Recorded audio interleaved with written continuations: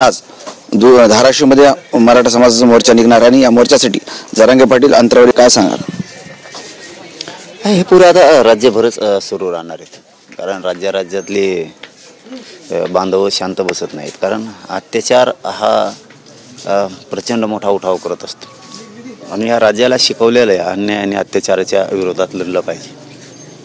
आणि म्हणून तर लोक आता शांत बसायला तयार नाही. धाराशिवचे बांधव काढतायत, मला वाटतं अकोला वाशिमला पण आहे. आता सगळीकडं जाणं बी शक्य नाही. नगरचे आज तर सोलापूरचे पण लोक यायलेत धाराशिवमध्येच घेण्यासाठी. सोलापूर, सांगली, सातारा, नगरचे पण, नाशिकमधले, त्यानंतर जळगाव, यवतमाळचे पण लोक आले होते, अकोल्याचे पण काल परवा आले होते की शक्य सगळीकडं जाणं होत नाही. परंतु हे पूर्ण राज्यामध्ये लोन सुरू होणार शक्य नसतंय. तब्येत बी खराब आहे, रात्रीचं सलाईन लावल्यात. आता पुन्हा धाराशिवून आलं की पुन्हा ॲडमिट व्हायचं सांगितलं डॉक्टरनं, आराम पण करायचं सांगितलं. काय सहन होत नाही.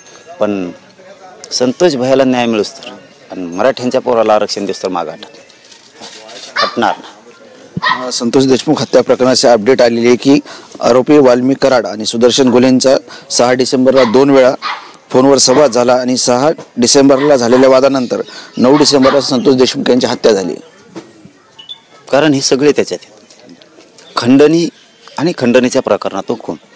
त्यामुळे खंडणीमधले पण 302 मध्ये आहेत आणि 302 मधले पण खंडणी त्याच्यात. हे दोन्ही एकच गुन्हे आहेत, हे वेगळे नाही आहेत. पैसे मागणं, दादागिऱ्या गुंडगिऱ्या करणं, दहशत माजवणं, जातीय तेढ पसरवणं, जातीयवाद तयार करणं, हे ह्या टोळीचं कामच होतं.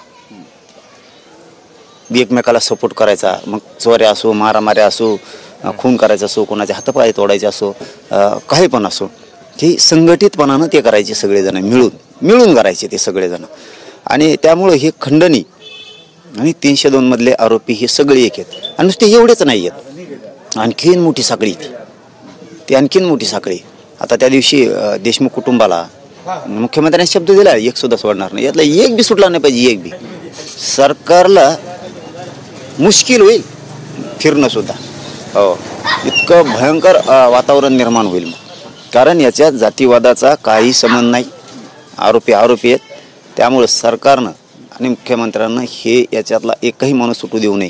आणि खंडणीमधले 302 मध्ये आणि यांना साथ देणारे सुद्धा जे कोण आहेत, साथ देणारे ते सुद्धा शोधून काढायचे. हा, तो आमदार असन, मंत्री असन, खासदार असन, तो साधा असन, तो कोणी असो, ती साखळी शोधा पूर्ण. म्हणजे हे कायमचा नायनाट होऊन जाईल. आणि एकदा नायनाट झाला म्हणजे राज्य शांत राहील. हे नायनाट करा. ह्या गुंडगिरीच्या टोळीचा, या धनंजय मुंडेंनी तयार केलेली ती टोळी, ही सगळे याचा नायनाट झाला पाहिजे. आता कोणी कोणाला फोन केले, त्यानंतर बी खून झाल्याच्या नंतर त्या 20-22 दिवस हे सापडले नाहीत. त्या काळात त्यांनी कोणाकोणाला फोन केले, त्यांना ज्यांनी सहकार्य केलं ते सगळ्यामध्ये घ्या. एकालाही सोडू नका. सगळे 302 मध्ये आरोपी करा. आणि हे मुख्यमंत्र्यांनी करायलाच पाहिजे. म्हणून तर मराठा शांत आहे. मुख्यमंत्र्यांनी शब्द दिला म्हणून. त्यांनी आमच्या दुःखाशी, आमच्या भावनेशी आणि संतोष भैयाच्या खुनाशी खेळायचं नाही. आमच्या भावनेशी मुख्यमंत्र्यांनी खेळायचं, न्यायच द्यायचं.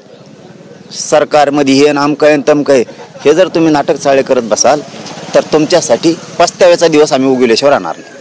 संतोष देशमुख यांची मुलगी वैभवी देशमुख तिनं असं म्हटलंय की ज्या तपास यंत्रणा आहेत, SIT असेल, पोलीस असेल, हे तपासाची त्यांना कुटुंबांना माहिती देत नाहीत. म्हणून माहिती दिली पाहिजे त्यांनी, अशी तिची मागणी आहे. मी काय ऐकलं नाही ते म्हणल्यात का नाहीत.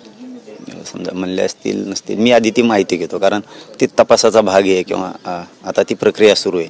त्याच्यात ते बोलल्यात नाही बोलल्यात आणि ती माहिती घ्यायची. परंतु त्यांना दिलेल्या शब्दात मुख्यमंत्र्यांनी बदल करणार नाहीत असं वाटतं. कारण देशमुख कुटुंबाशी धोका आणि दगाफटका म्हणजे मुख्यमंत्र्यांसाठी तो प्रचंड मोठा अपमान आहे, अवमानसुद्धा.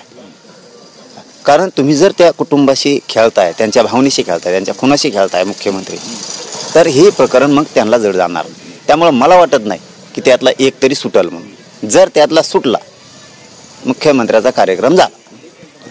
नक्कीच या प्रकरणातला कुठलाही आरोपी सुटणार नाही असं मनोज जरांगे पाटील यांचं म्हणणं आहे. कॅमेरामन हर्षल निकमसह संजय सरोदे, TV9 मराठी, अंतरावली, जालना.